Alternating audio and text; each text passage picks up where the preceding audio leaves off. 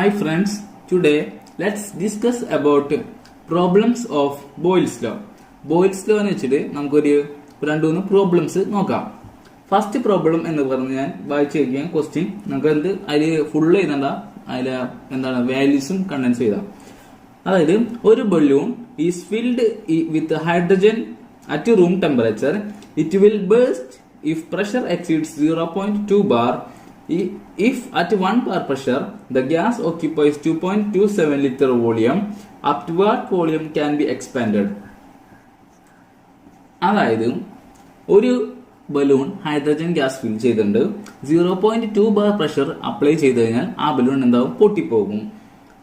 1 bar പ്രഷറിൽ അതിന്റെ volume എന്ന് പറയുന്നത് 2.27 ആണ്. അപ്പോൾ എത്ര വോളിയം വരെ നമുക്ക് എന്താ അതിനെ എക്സ്പാൻഡ് ചെയ്യാം. അതായത് 0.2 ബാർ പ്രഷറിൽ എന്തായിരിക്കും അതിന്റെ വോളിയം, അതാണ് ക്വസ്റ്റ്യൻ. നമുക്ക് എന്താ കിട്ടുന്നുണ്ട്, 0.2 ബാറിൽ എന്താവും, ബലൂൺ ബേസ്റ്റ് ആവും, അതായത് പൊട്ടിപ്പോകും എന്ന് പറഞ്ഞു തന്നിട്ടുണ്ട്. പിന്നെ പറഞ്ഞത് 1 ബാർ പ്രഷറിൽ വോളിയം എന്താണ്, 2.27 ലിറ്റർ ആണെന്ന് പറഞ്ഞിട്ടുണ്ട്. 0.2 ബാറിൽ വോളിയം ആണ് നമുക്ക് കണ്ടുപിടിക്കേണ്ടത്. അതായത് ഇവിടെ എന്താ കിട്ടുന്നുണ്ട്, P1 തന്നിട്ടുണ്ട് 1 bar, P2 also given 0.2, V1 തന്നിട്ടുണ്ട് 2.27 ലിറ്റർ, V2 ആണ് നമുക്ക് കണ്ടുപിടിക്കേണ്ടത്. അപ്പൊ നമുക്ക് ബോയ്ൽസ് ലോയുടെ ഇക്വേഷൻ ഒന്ന് നോക്കാം. P1 V1 is equal to P2 V2. അപ്പോൾ നമുക്ക് ഇത് കണ്ടുപിടിക്കുന്നത് V2 ആണ് നമുക്ക് question mark.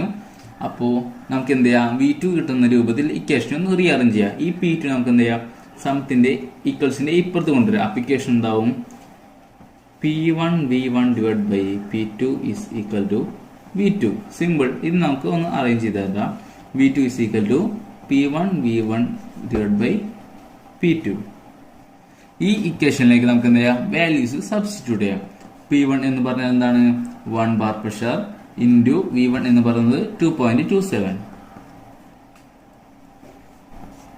Divide by P2 എന്ന് പറഞ്ഞാൽ എത്രയാണ്, 0.2. ഇത് ചെയ്യുമ്പോൾ നമുക്ക് ഈ ഇക്വേഷൻ കാൽക്കുലേറ്റ് ചെയ്യുമ്പോൾ നമ്മുടെ ആൻസർ എന്തായിരിക്കും എന്ന് വെച്ചാൽ 11.35 ലിറ്റർ. ഇതായിരിക്കും എന്ത്, P2 എന്ന് പറയുന്നത്. P2 അല്ല V2, സോറി V2. മനസ്സിലായോ? നമ്മൾ എന്ത് ചെയ്യാം, ജസ്റ്റ് ഈ ഇക്വേഷൻ ഒന്ന് റീഅറേഞ്ച് ചെയ്തിട്ട് നമുക്ക് എന്താണ് കണ്ടുപിടിക്കേണ്ടത് അത് കിട്ടുന്ന രീതിയിൽ അറേഞ്ച് ചെയ്തിട്ട് അതിലേക്ക് വാല്യൂസ് അപ്ലൈ ചെയ്ത് ഈ കാൽക്കുലേറ്റ് ചെയ്യുമ്പോൾ നമുക്ക് ആൻസർ കിട്ടും. സിമ്പിൾ ആണ്, ജസ്റ്റ് ഒന്ന് ശ്രദ്ധിച്ചാൽ മതി. നമുക്ക് ഇനി വേറെ പ്രോബ്ലം കൂടി ഡിസ്കസ് ചെയ്യാം. Problem number 2. അടുത്ത പ്രോബ്ലം എന്ന് പറയുന്നത് ഒരു 120 ml വോളിയം ഗ്യാസ് എന്താകുന്നു, 1.2 ബാർ പ്രഷറിൽ ഉണ്ട്. അതായത് 120 ml വോളിയം ഗ്യാസ്,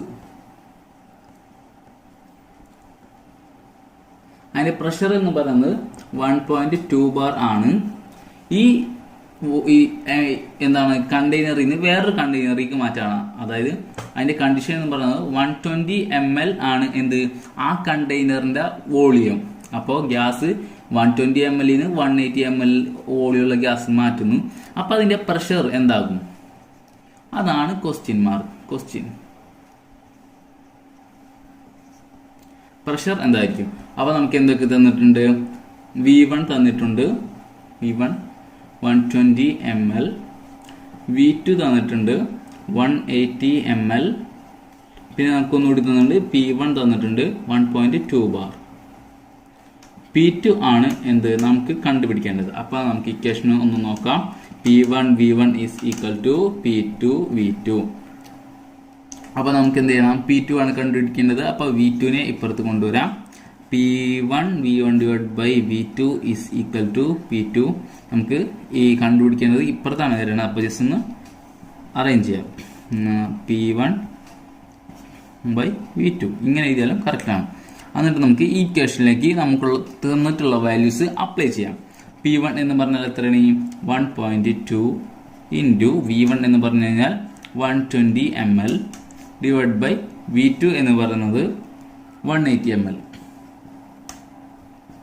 ഇത് ഈ ഇക്വേഷൻ കാൽക്കുലേറ്റ് ചെയ്ത് സോൾവ് ചെയ്ത് വരുമ്പോൾ നമുക്ക് ആൻസർ കിട്ടുന്നത് 0.8 ബാർ പ്രഷർ ആയിരിക്കും. 8 ബാർ. ഇതാണ് എന്ത് നമ്മുടെ ആൻസർ P2. ജസ്റ്റ് സിമ്പിളായി ചിന്തിച്ചാൽ മതി. കാരണം വെച്ചാൽ ഇതിൽ വോളിയം കൂടുകയാണ്. വോളിയം കൂടുമ്പോൾ എന്താണ് പ്രഷർ കുറയും. മനസ്സിലാകും. ആ ഒരു സെൻസ് വെച്ചിട്ട് നമുക്ക് നമ്മുടെ ആൻസർ കറക്റ്റ് ആണോ മനസ്സിലാക്കാം. ഇവിടെ 1.2 ബാർ ആണ് പ്രഷർ എങ്കിൽ 0.8 ബാർ ആണ്. അപ്പോൾ എന്താണ് കുറഞ്ഞിരിക്കുന്നു. വോളിയം കൂടുമ്പോൾ പ്രഷർ കുറയുന്നു. അതാണ് എന്ത് ബോയ്ൽസ് ലോ. അറിയാലോ. അടുത്ത് നമുക്ക് പഠിക്കാനുള്ളതാണ് ചാൾസ് ലോ. നമുക്കിനി ചാൾസ് ലോ എന്താണെന്ന് പഠിക്കാം. ചാൾസ് ലോ അതായത് ഗ്യാസുമായി ബന്ധപ്പെട്ടിരിക്കുന്ന ഒരു ലോ ആണ്. ചാൾസ് ലോ എന്ന് പറഞ്ഞു കഴിഞ്ഞാൽ എന്താണെന്ന് നോക്കാം. ചാൾസ് ലോ പറയുന്നത് ടെമ്പറേച്ചറും വോളിയം തമ്മിൽ റിലേഷൻഷിപ്പിനെ കുറിച്ച് അടിസ്ഥാനമാക്കിയാണ് പറയുന്നത്. ടെമ്പറേച്ചർ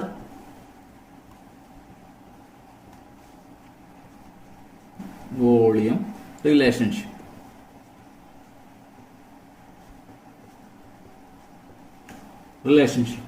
അപ്പൊ നമുക്ക് നോക്കാം. At constant pressure, volume of gas increases on increasing temperature and decreases on cooling. അതായത് കോൺസ്റ്റന്റ് പ്രഷറിൽ ഒരു ഗ്യാസിന്റെ വോളിയം എന്ന് പറയുന്നത് അതിന്റെ ടെമ്പറേച്ചർ അനുസരിച്ചിരിക്കുന്നു. ടെമ്പറേച്ചർ കൂടുകയാണെങ്കിൽ വോളിയം കൂടും, ടെമ്പറേച്ചർ കുറയുകയാണെങ്കിൽ വോളിയം കുറയും. സിമ്പിൾ. അതായത് ഒരു കോൺസ്റ്റന്റ് പ്രഷറിൽ volume of a fixed amount of gas is equal to the increases on temperature and decreases on cooling.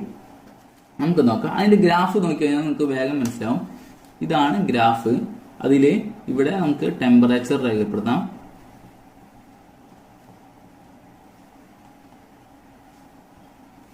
ഇവിടെ വോളിയം. ടെമ്പറേച്ചർ കൂടിയാൽ വോളിയം കൂടും. ഗ്രാഫ് ഇങ്ങനെ വരും. മനസ്സിലായോ? ഡയറക്ട്ലി പ്രൊപ്പോർഷണൽ ആണ്. ടെമ്പറേച്ചർ കൂടുമ്പോൾ അതിനനുസരിച്ച് വോളിയം കൂടുന്നു. ടെമ്പറേച്ചർ കുറയുമ്പോൾ അതിനനുസരിച്ച് വോളിയം കുറയുന്നു. സിമ്പിളായി മനസ്സിലാക്കാം. ഇതിൽ നമുക്ക് 1 ഡിഗ്രി സെൽഷ്യസ് ടെമ്പറേച്ചർ കൂടുമ്പോൾ വോളിയം ഓഫ് ഗ്യാസ് എന്ന് പറയുന്നത് 1/273.15 ഓഫ് ഒറിജിനൽ കൂടുന്നു. അതായത് 1 ഡിഗ്രി സെൽഷ്യസ് ടെമ്പറേച്ചർ കൂടുകയാണെങ്കിൽ ഗ്യാസ് വോളിയത്തിന്റെ മൊത്തം വോളിയത്തിന്റെ 1/273.15 എന്താണ് കൂടുന്നു. എമൗണ്ട് കൂടുന്നു. ഗ്യാസ് 273.50 ഇതൊരു കെൽവിൻ സ്കെയിലാണ്. കെൽവിൻ ടെമ്പറേച്ചർ സ്കെയിലാണ്. നോക്കാം.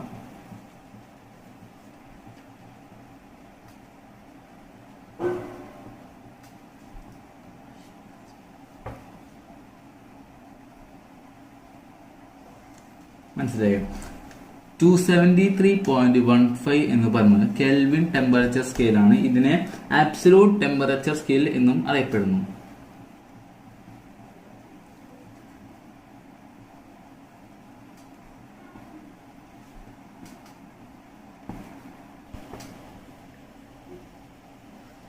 ഇനി നമുക്ക് ചാൾസ് ലോയുടെ ജനറൽ ഇക്വേഷൻ നോക്കാം. ചാൾസ് ലോ ജനറൽ ഇക്വേഷൻ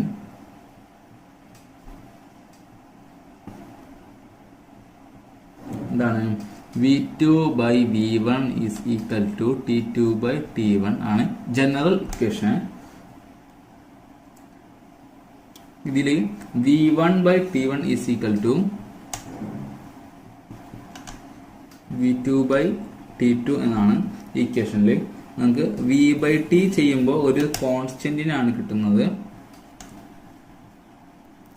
അത് നമ്മൾ K2 എന്ന് വിളിക്കും. അപ്പൊ നമുക്ക് എന്ത് എഴുതാം? V is equal to K2T എന്ന് നമുക്ക് എഴുതാം. ഇനി നമുക്ക് എന്ത് ചെയ്യാം?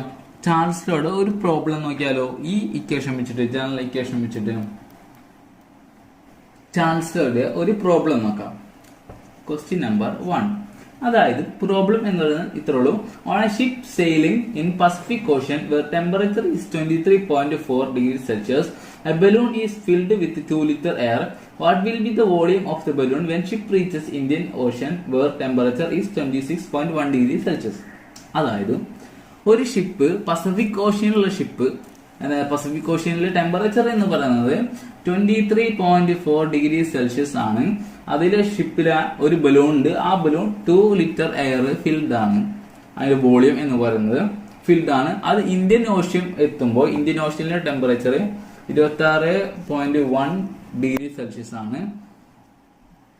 അതിന്റെ വോളിയം എന്തായിരിക്കും? ഇതാണ് ക്വസ്റ്റ്യൻ. അപ്പോൾ നമുക്ക് ഒന്ന് നോക്കാം എന്തൊക്കെ നമുക്ക് തന്നിട്ടുണ്ട്. ടെമ്പറേച്ചർ തന്നിട്ടുണ്ട്, 2 ടെമ്പറേച്ചർ തന്നിട്ടുണ്ട്, വോളിയം നമുക്ക് ഒരെണ്ണം തന്നിട്ട് രണ്ടാമത് കണ്ടുപിടിക്കണം. അതായത് T1 is equal to 23.4 degree Celsius, T2 is equal to 26.1 degree Celsius. V1 തന്നിട്ടുണ്ട്, എന്താണ്? V1 is equal to 2 litre. നമുക്ക് V2 ആണ് കണ്ടുപിടിക്കേണ്ടത്. അപ്പൊ നമുക്ക് എന്താണ് ഇക്വേഷനിലേക്ക് നോക്കാം. ചാൻസിലോടെ ഇക്വേഷൻ എന്ന് പറയുന്നത് എന്താണ്? V1 by T1 is equal to V2 by T2. ഇതാണ് ഇക്വേഷൻ. അപ്പൊ നമുക്ക് ഇക്വേഷനിലേക്ക് നമുക്ക് V2 ആണ് കണ്ടുപിടിക്കേണ്ടത്. അപ്പൊ നമുക്ക് T2 നെ ഇപ്പുറത്ത് കൊണ്ടുവരണം. അപ്പോൾ ഇക്വേഷൻ ചേഞ്ച് ആവും. V1 into T2 divided by T1. Equation ആവും ഈക്വൽ ടു V2. അടുത്തതായിട്ട് നമുക്ക് ഗേ-ലൂസാസ് ലോ പഠിക്കാം.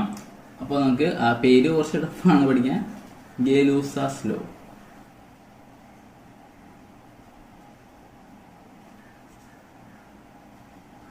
ഇദ്ദേഹം ഗ്യാസ് ലോ കണ്ടുപിടിച്ചത് ഈ പറയുന്നത് ഇതിൽ പ്രതിപാദിക്കുന്നത് പ്രഷർ ടെമ്പറേച്ചറും തമ്മിലുള്ള റിലേഷൻഷിപ്പാണ്.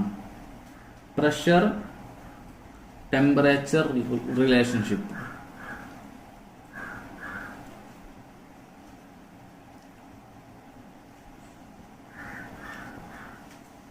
അപ്പൊ നമുക്ക് നോക്കാം എന്താണ് ഗേ-ലൂസാസ് ലോ എന്ന്. At constant volume pressure of a fixed amount of gas varies directly with temperature. അതായത് ഒരു കോൺസ്റ്റന്റ് വോളിയം ഉള്ള ഗ്യാസിന്റെ പ്രഷർ എന്തായിരുന്നു? Directly proportion to temperature. Temperature കൂടുന്നതിനനുസരിച്ച് പ്രഷർ കൂടുന്നു, ടെമ്പറേച്ചർ കുറയുന്നതിനനുസരിച്ച് പ്രഷർ കുറയുന്നു. P directly proportional to T. P by T is equal to constant K3. Simple ആണ്. അത് നമുക്കൊന്ന് നോക്കാം. At constant volume, constant pressure volume, constant volume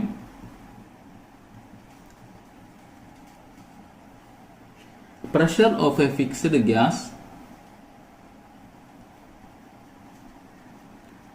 fixed amount of gas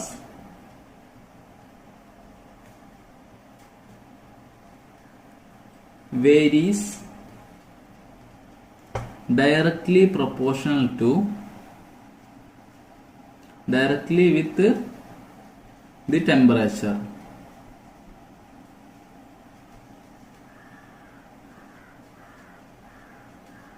മനസ്സിലായോ? Temperature കൂടുന്നതിനനുസരിച്ച് ഒരു ഫിക്സ്ഡ് എമൗണ്ട് ഓഫ് ഗ്യാസിന്റെ പ്രഷറും കൂടുന്നു. എപ്പോഴോ അറ്റ് കോൺസ്റ്റന്റ് വോളിയം. ഇത്രേ ഉള്ളൂ ഗേ-ലൂസാസ് ലോ. സിമ്പിൾ ആണ്. P directly proportional to T. Pressure കൂടുമ്പോൾ ടെമ്പറേച്ചർ കൂടി ഉണ്ടാവും, ടെമ്പറേച്ചർ കൂടുമ്പോൾ പ്രഷർ കൂടി ഉണ്ടാവും. സിമ്പിൾ. നമുക്ക് ഗ്രാഫ് നോക്കാം. ഗ്രാഫ് നോക്കുമ്പോൾ മനസ്സിലാവും, കുറച്ചുകൂടി ബെറ്റർ ആയിട്ട് മനസ്സിലാവും. ഇവിടെ നമുക്ക് ടെമ്പറേച്ചർ മാർക്ക് ചെയ്യാം, ഇവിടെ നമുക്ക് പ്രഷർ മാർക്ക് ചെയ്യാം. ടെമ്പറേച്ചർ കൂടുമ്പോൾ പ്രഷറും കൂടുന്നു. ഇതാണ്, ഇതിനൊരു വോളിയം ഉണ്ട്. അതിന്റെ വോളിയം എന്താണ്? കോൺസ്റ്റന്റ് വോളിയം ഉണ്ടാകും. Constant volume V1 volume. വേറൊരു വോളിയം അതായത് V2 എടുക്കാം നമുക്ക്. അന്ന് അതിന്റെയും അതെ എന്താണ്? സെയിം ആണ്. ടെമ്പറേച്ചർ കൂടുമ്പോൾ പ്രഷർ കൂടുന്നു. ഇതിന് V1 വേറെ വോളിയാണ്, V2 വേറെ വോളിയം. പക്ഷെ ഈ വോളിയം കോൺസ്റ്റന്റ് ആണ്. മനസ്സിലാവും? ടെമ്പറേച്ചർ കൂടുന്നതിനനുസരിച്ച് പ്രഷറും കൂടുന്നു. ഇതാണ് എന്ത്? ഗേ-ലൂസാസ് ലോ. അടുത്ത നമുക്ക് വേറൊരു ഗ്യാസ് ലോ നോക്കാം, Avogadro law.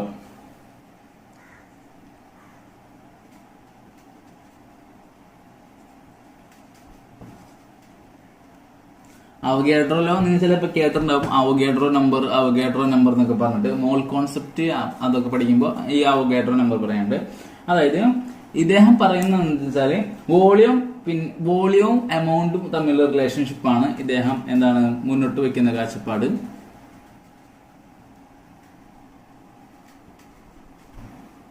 amount of molecules.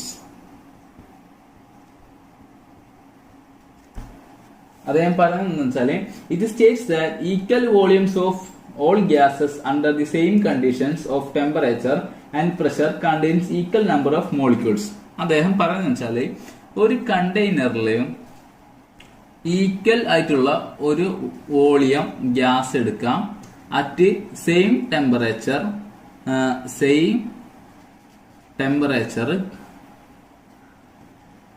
Same pressure same volume.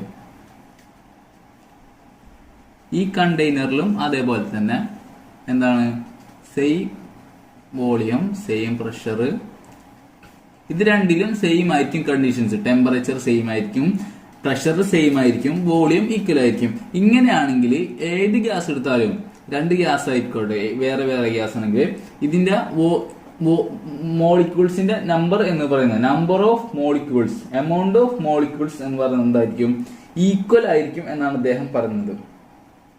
അതിന്റെ വോളിയത്തിന് ഈക്വൽ ആയിരിക്കും. അതായത് V directly proportional to n number of molecules. n is the number of molecules. അപ്പൊ നമുക്ക് വേറെ ഇക്വേഷൻ കിട്ടി. വി നമുക്ക് ഈ ഇതിനൊരു കോൺസ്റ്റന്റ് കൊടുക്കാം k n n. മനസ്സിലായോ? V directly V is equal to k n വലിയ ക്യാപിറ്റൽ n. അദ്ദേഹം പറയുന്നത് മനസ്സിലായി.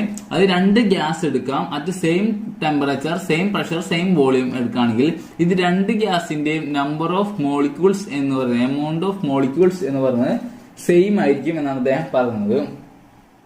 അദ്ദേഹം പറയുന്നത് വെച്ചാല് number of molecules in 1 mole of gas is determined by 6.22 into 10⁻23. അതായത് ഇത് ഒന്നില്ല, അവഗാഡ്രോ നമ്പർ എന്ന് പറഞ്ഞിട്ട് ഒരു നമ്പർ അറിയപ്പെടുന്നുണ്ട്.